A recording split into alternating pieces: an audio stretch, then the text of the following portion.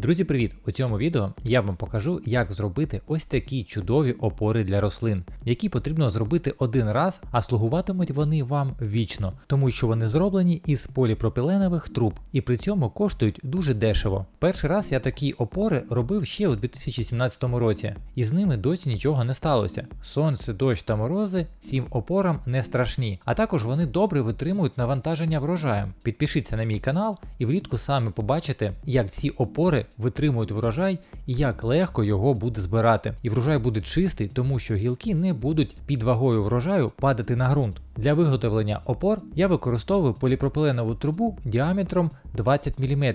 Купляв саму дешеву, але щоб на трубі була ось така смуга по усій довжині. Це дозволить зробити опори рівними. Далі у відео ви все зрозумієте. Спочатку труби потрібно нарізати по розміру. Довжина однієї деталі 75 см.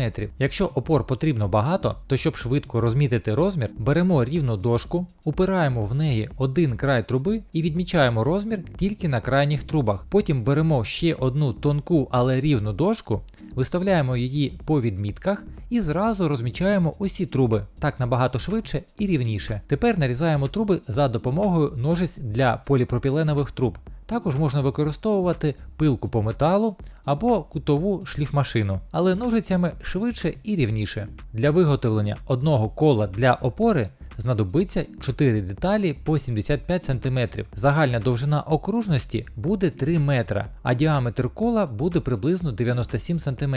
Але труби у нас продаються довжиною 2 метри, і в мене з кожної труби є залишок довжиною 50 см, а їх я використаю для створення опор для троянд, тому що для них потрібно коло меншого діаметру. Потім робимо розмітку. На трійнику з боків є ось такі мітки, і нам потрібно їх виділити, щоб було краще видно. Тепер робимо замір глибини отвору трійника. Він складає 1,5 см. Тепер переносимо цей розмір на трубу і відмічаємо його на лінії. І робимо так з кожною трубою з обох боків, а також ставимо відмітки на кожному трійнику. А щоб було швидше, також впираємо трубу у дошку, ставимо відмітку на крайніх трубах і між ними проводимо смугу. Тепер переходимо до спаювання труб. Для цього нам знадобиться паяльник, на який ставимо насадки для труб 20-го діаметру, виставляємо температуру 200 градусів по Цельсію. Чекаємо, поки він набере цю температуру і починаємо паяти. З однієї сторони плавимо трійник, а з іншої трубу. Трубу давимо до тих пір, поки не засунемо помітку. І тепер рахуємо до 6,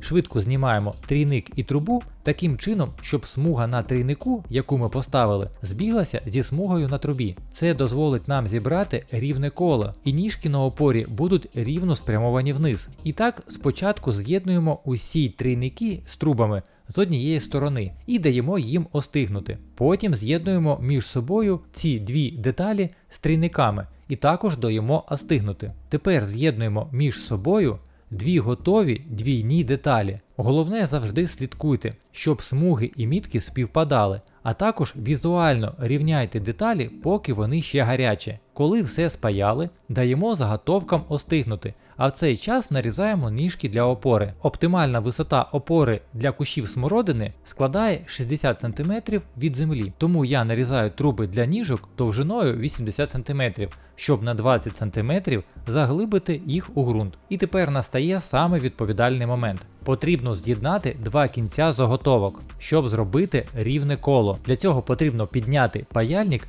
на таку висоту, щоб насадки на паяльнику були на висоті 80 см від землі. Беремо заготовку, відцентровуємо її під паяльником і фіксуємо ногою. Потім згинаємо, розплавляємо і з'єднуємо таким чином, щоб смуга і мітка збіглися. І в такому стані тримаємо приблизно 3 хвилини, щоб поліпропилен повністю застиг. Інакше, якщо швидко відпустити, то від тиску розігріта труба зігнеться і застигне кривою. А так виходить рівне коло. Тепер припаюємо ніжки, попередньо їх також розмічаємо. Тепер можна їх встановлювати під кущі. Щоб все вийшло рівно, Потрібно рівно натягнути мотузку між крайніми кущами і по ній виставити усі опори. Я ж виставляю за допомогою будівельного рівня, і все вийшло рівно і красиво. Тепер, коли кущі виростуть і закладуть великий врожай, їх гілки не будуть лягати на ґрунт, і врожай завжди буде чистий, а також його буде легко збирати. Кущ буде краще просвічуватися сонячними променями і буде гарне провітрювання.